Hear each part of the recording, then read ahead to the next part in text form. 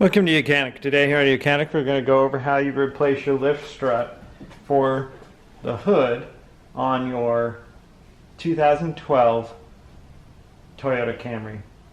So say these struts getting weak, so you would buy a pair of two, and then to remove them you either have a helper to help hold the hood up, because once you remove this one it's going to want to fall down, or use a 2x4 or something to support it to lock it up so it doesn't fall on you.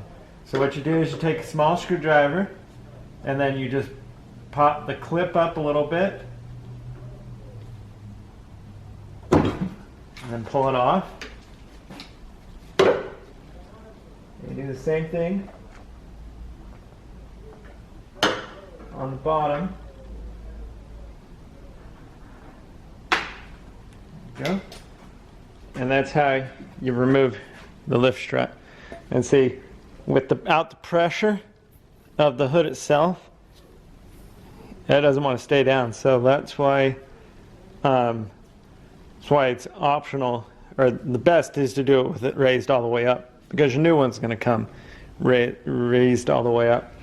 So you get your new one, and to replace it, you don't have to do anything but put it over the round ball and just pull it.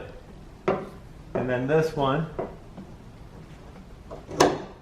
and you just push it in there, and when it goes around the ball it pushes that clip out and just goes and locks it in. And that's how you do that.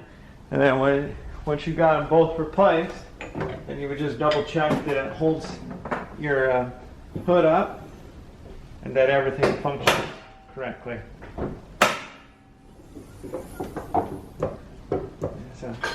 So that's how you replace your lift strut on your Toyota Camry. Thanks for watching YOUCANIC, where you can be the mechanic.